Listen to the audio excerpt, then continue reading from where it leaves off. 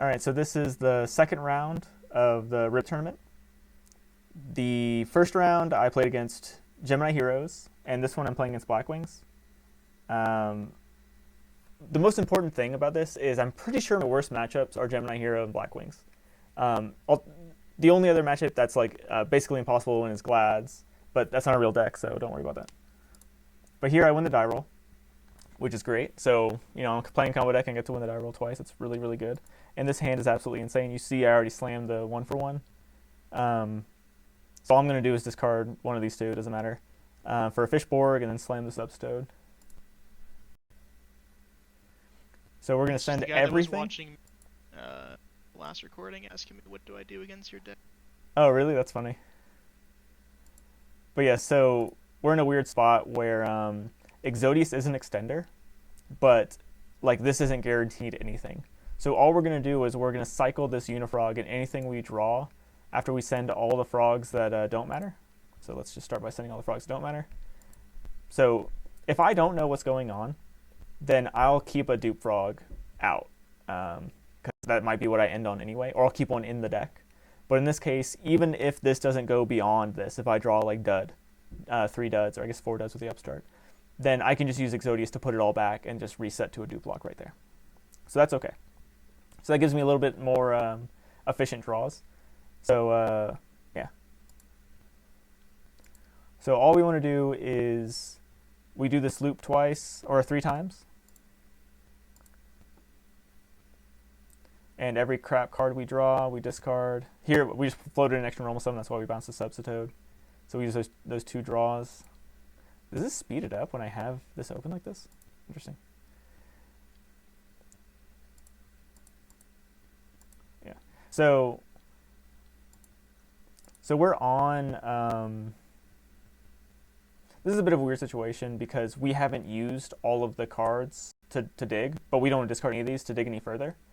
So we have, we still have a swap in the deck. So I think we're going to put back like a dupe frog or something. And I don't know if I mentioned this yet, but this lag during this game was insane. This is when the Discord server shut down. So I was like losing track constantly because it would like lag for 10 seconds per input. It was just crazy. But yeah, these cards are duds, but we get to dig a little further, and we get the +1. So using the Giant True Name we know we won't need, and the Thunder Dragons, we're able to get a more consistent draw. And we're just going to do the accordion stuff I always talk about. Yeah, we discard the Substodes and we sent them as we can. We get them out so that we salvage them out so that Exodius doesn't shuffle them back in. Just to make our draws better. And it's really nice having the Exodius here because we're able to keep digging.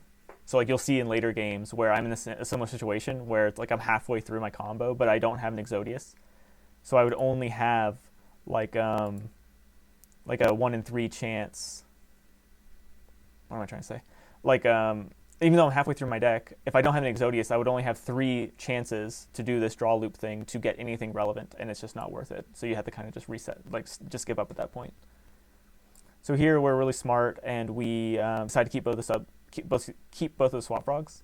It's really easy to just get in the rhythm of, okay, swap, shoot a poison draw, kill the swap, swap, shoot the poison draw, kill the swap. But in this case, we made sure to discard one of our dud cards, which I think was a Substode, just because we have 2 Moray of Greeds and no salvage. And we actually already used 2 salvages, I think. Just 1. But it's better to do it this way. We have no poison draws in the deck, so this actually isn't really accomplishing anything other than hoping that we draw another Exodius or one of our 2 other Pot of Avarice. Which I think is, yeah. I'm pretty sure that's what happens.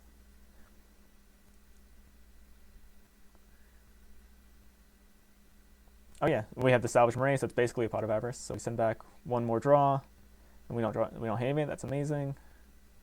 So we get a free. I'm pretty sure. Yeah, I send a Swap Frog because when you're looking for the last card to send, you can see, okay, well this is my last poison draw, and in that case I had 2 swaps and nothing else to send. But I went ahead and just sent away the Swap Frog because I wanted to draw only the good cards. At this point, I think there was just 1 dud, maybe 0, maybe a Foolish Burial, and that was it.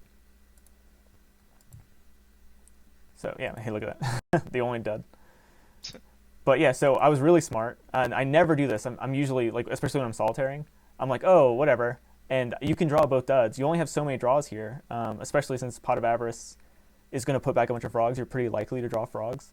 So in this case, I took the -1, and I used the Foolish to get the only other dead card out of my deck. And that's way smarter than I normally play. So this upstart was 100% going to hit something useful. And it hit the Exodius, which is exactly what I needed. So in this case, like normally I would have to use the Pot of Avarice to dig, but in this case I think I get to bluff with it to protect the Imperial Iron Wall. Potentially protect it from like an MST or something. So yeah, this is basically everything going right. Winning the die roll, getting the combo off turn 1. Basically the only way you're going to beat an Oppression game 1. Without Unifrog, I guess.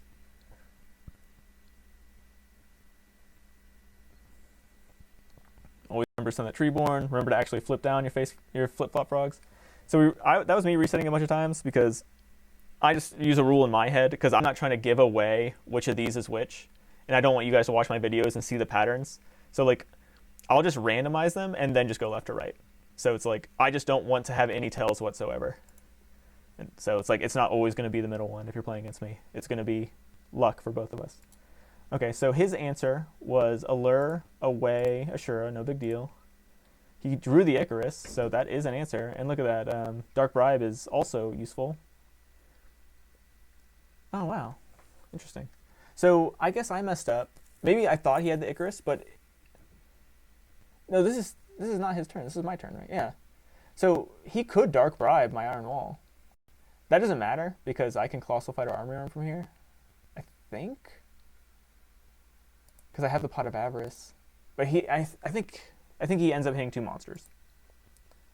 But yeah, so like I know he was asking me afterwards if there was anything he could have done.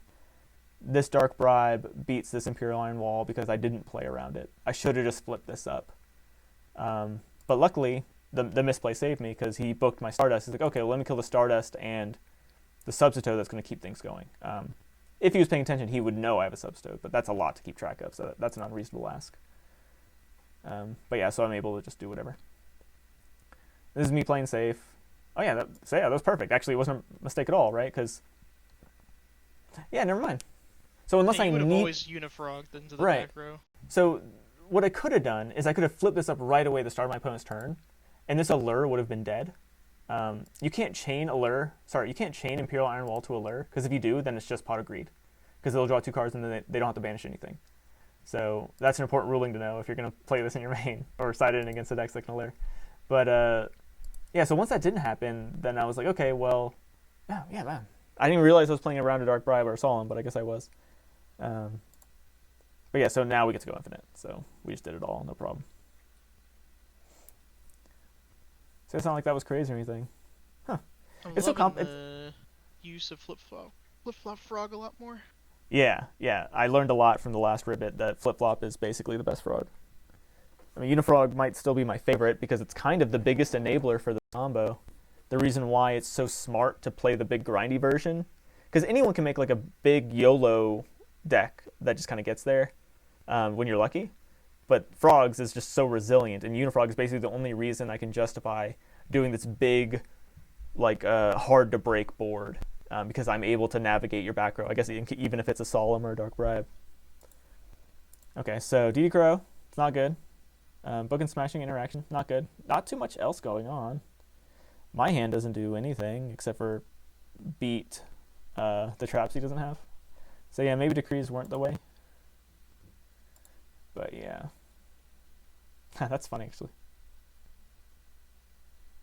Oh, because he has a Dark Bribe, yeah. So yeah, I guess I should have just slammed the heavy, because I would have drawn a card, and then I still had the Decree. And the Decree basically just means you don't get to use your Treeborn Frog. But it's just like, you just don't need it that much. So this sucked. Luckily I had a Frog. I sent a Frog first, so Dupe Frog could actually get me the +1. This was a nothing play. And that was pretty funny too. He used the Thunder King on my swap frog. Like, there's basically nothing going on. This game is complete nonsense. And if it wasn't for that Piercer, maybe I could have gotten somewhere, but there basically was no chance. So that game was a total wash. She's got the Crow. Yeah, he's got the Crow and the Icarus and the Oppression. But I have the heavy. So thank God that he drew this against this. That's basically where Yeah. we're at. Because I do not have combo, right? Like, this is looking weak as hell. And I went to the full-on... I think all I did was I did an upstart for a heavy. I think I even took out the decrees. Maybe I kept one decree in. Because, like, I don't want to put in too many dead cards, too many blanks that don't extend my combo and just cause me to lose, even if I have a good hand. That's the worst thing ever. And you can basically afford to put in like 2 or 3. Normally, it's Foolish, Plague, and Imperial Iron Wall are like your duds. So if you have those, putting anything, and I guess Trunade, yeah. Pretty sure this is the game that you played super, super conservatively with playing anything. You had the Yeah, heavy and I think I held this Heavy Storm for a long time. yeah. I mean, it worked out. Flip flop, that's funny. Or Plague, Poke. sorry, same stats. And we're getting nowhere. Yeah. That's funny. So I have to send back like these two. And then I'm just trying to poke with the Unifrog. Oh no, I got a 1-for-1. So I didn't have to play conservative at all. He just happened to not have any protection for this insane back row. So he slammed it all because, you know, it's... You're playing its combo. Like, you need it. You never know what you're going to need. But if I slam my heavy, you don't have your Starlight Road or whatever, then I guess it's GG. Pretty sure he crows your Pot of Avarice, and then I went Yeah. wild because I was like, I know he has. Yeah. I was like, he has to have the second Pot of Avarice. That's really interesting he didn't crow this Plague. I guess it doesn't matter. But this was kind of important in my mind because... Oh no, I didn't have to make double Colossal Armorium. I knew this was going to turn into an Armory Arm. And when I was doing... shout out to Joy Boy. He's the only person I playtested with. And he was telling me he uses Plague more than I do. So I've been trying to like incorporate it more. So like I just knew this would be a 2-card Armory Arm. Where even that first round, I did an Armory Arm. I probably could have done it with Plague, and I just didn't, because I never think of Plague as anything other than Gottoms. So this might have been where I influenced your opponent when he asked me how to beat your deck. I said... The Avarice? I said DD Crow, the Avarice, Papega, and... That's funny. I was like, just pray that he doesn't have the second one.